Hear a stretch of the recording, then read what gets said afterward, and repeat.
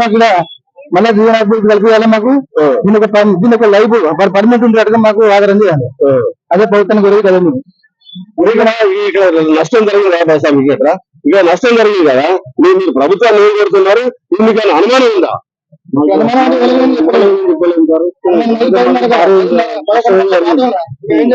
సుమారు సర్వే చేసుకుంటాం 4 లక్షల మనిషిని వేసుకొని తీసుకొచ్చాం 6 లక్షల రూపాయలు. అంటే ఒక్కొక్కరు వాళ్ళు బాధాకరము గోడు విన్నబూసుకుంటున్నారు, బాగా ఏడుస్తున్నారు. పళ్ళ దుకాణాలు ఇలా దగ్ధం కావడం వల్ల వీళ్ళ దిక్కులు అంతా అయితే కదా అంటే పళ్ళ దుకాణాలు ఆధారపడి జీవించే వాళ్ళు వీళ్ళు ఎట్టి పరిస్థితుల్లో రాష్ట్ర ప్రభుత్వం ఇలా ఖచ్చితంగా సహాయం చేసి వీళ్ళకు పక్కగా ఇక్కడ సెట్లు వేసి నిర్మించాలని కూడా బాధితులు కోరుతున్నారు. ఈ అమ్మలకు వ్యాపారం చేసుకునే బ్రతికే వాళ్ళ దుఃఖం చూడండి. ఖచ్చితంగా రాష్ట్ర ప్రభుత్వం కూడా స్పందించాల్సిన అవసరం ఎంతైనా ఉంది. అంటే ఈ నష్టాన్ని పూర్తి చేసేది స్థానిక నాయకులు కూడా అవసరం ఉంది. అదే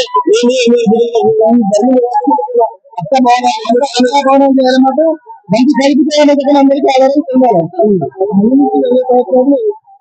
బాగా నచ్చపోయినా అందరూ 6 లక్షల రూపాయలు నచ్చ ఉంటుంది.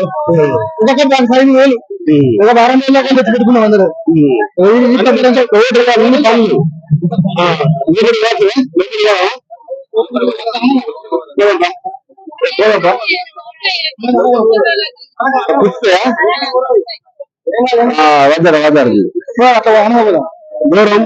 ఘోరమైన పరిస్థితి ఉంది.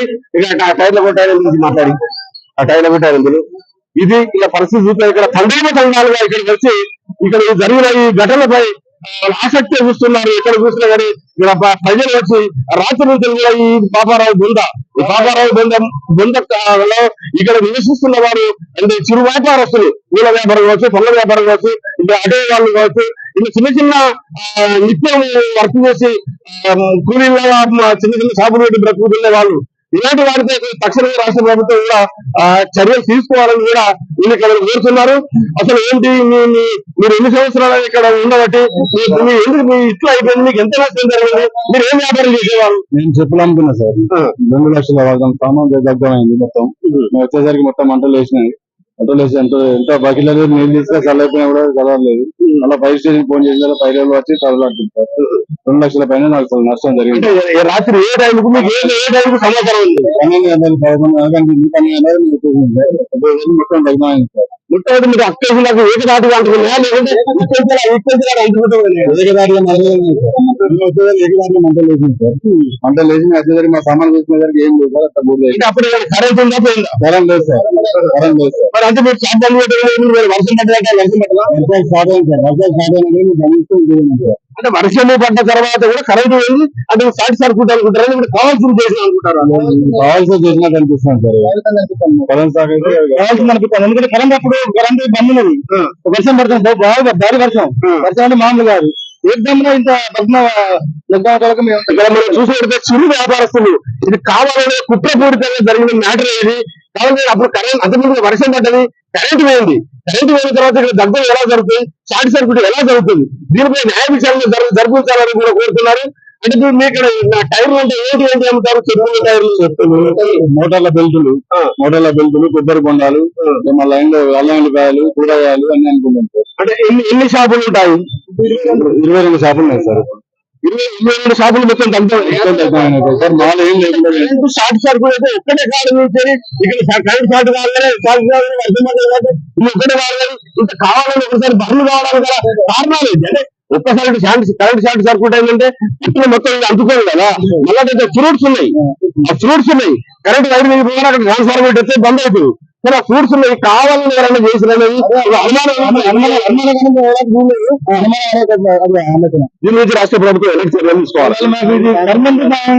పర్మనెంట్ గా ఉంటాడుగా 30 సంవత్సరాలు ఇక్కడ బెత్తనం కాబట్టి నాకు ఖచ్చితంగా ఇక్కడి నుంచి పోకుండా మాకు ఒకటి సాయం చేయాలి కదా ప్రభుత్వం. అంటే ఈ చుట్టుపక్కల సీసీ కెమెరాలు అవన్నీ ఉన్నాయా? లేదంటున్నారు సార్. ఫెయిల్ అంటున్నారు సార్. రాత్రి అంబేద్కర్ అది పోయింది. సీసీ కెమెరా లేవు అంటే ఆధారం లేదు. ఎప్పుడన్నా మీరు ఇక్కడ కాల్ చేస్తారా లేదా మీరు పల్లె చూస్తారు అని ఎవరైనా హెచ్చరికలు హెచ్చరికలు అంటే మమ్మల్ని అయితే దౌర్జన్యం అయితే బిడ్డలు కానీ ఇదే ఒక లైన్ కూడా చెప్పి ఒక సిస్టమ్ తయారు చేసి మాకు ఆ సిస్టమ్ లో గవర్నమెంట్ చేసిన పద్ధతి ప్రకారంగా మేము ఉంటున్నాం. దాని మీద ఉంటాం కానీ దీనిపై మున్సిపాలిటీ రాజకీయ నాయకులు గారు ప్రభుత్వ అధికారులు గారు అంటే మీపై ఎలా ఏమన్నా వాళ్ళే సహకరించి మీకు సిస్టమ్ ప్రకారం ఉండాలంటే అదే ప్రకారం ఉన్నాం. ఈ గవర్నమెంట్ కూడా ఒకసారి మాకు 50,000 రూపాయలు 50 లక్షల రూపాయలు కేటాయించి రూమ్ కట్టిస్తున్నారు. అది యుద్ధం ఆగిపోయింది. ఇప్పటికైనా కానీ దాన్ని పర్మిట్ చేయమని మేము కోరుతున్నాం. ఈ గడ్డ ఏమంటారు పాపరాజు ఎన్ని సంవత్సరాల నుంచి చిన్న వ్యాపారం చేసుకుంటాం. సంవత్సరాల నుండి మేమే పట్టాం. 30 సంవత్సరాల నుండి ఇక్కడ నుంచి ఇక్కడ లైన్ లో ఒకసారి చిన్న చిన్న బండ్లు దెబ్బ బండ్లు అది దెబ్బకపోయినా కొన్ని రోజులు అదే అయిపోయిన తర్వాత స్థానికంగా చిన్న మామూలుగా ఇట్లా అట్లా కట్టుకున్నాం. అదే ఇట్లా బాగుందని చెప్పి ఈ రేట్లని ఈ ప్రకారంగా అయింది. ఈ ప్రకారంగా తిరుగున్న గంటలకు ఇది అయింది. ప్రతి షాపుల అందరూ పర్సనల్ గా మీటర్ ఎక్కడే మీటింగ్ అందరం కలిసి ఒక్క లీటర్ నుంచి అందరు కలెక్షన్ తీసుకుంటారు. తీసుకొని అందరం పెట్టడం. ఏం కొడుతున్నారు మీరు ఇప్పుడు ప్రభుత్వాలు ఇప్పుడు కాంగ్రెస్ ప్రభుత్వాన్ని ఏం కొడుతున్నారు? మాకు ఆర్థిక సాయం చేయాలని కోరుకుంటున్నాం సార్.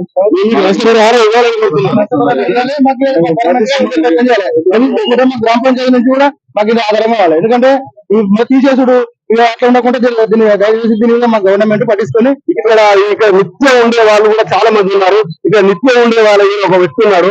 మీరు ఎంత చేసుకుంటారు ఇక్కడ? చెప్పుల పని చేస్తుంటాం. ఓకే, ఎన్ని ఏళ్ళ బట్టి ఇక్కడ ఉంటున్నారు? 20 ఏళ్ళు అయింది. 20 ఏళ్ళు అంటే ఇలా జరగడానికి కానీ ఏమన్నా కారణాలు అంటే కరెంట్ అంటారా లేదంటే కావాలని కరెంట్ అంటే కరెంట్ అంటారు. కరెంట్ చూడండి. ఓకే ఓకే, ఇది పరిస్థితి. ఇక్కడ పరిస్థితి చూస్తే మాత్రం చాలా బాధాకరమైన అయింది. ఇంతకుందరు మాట్లాడితే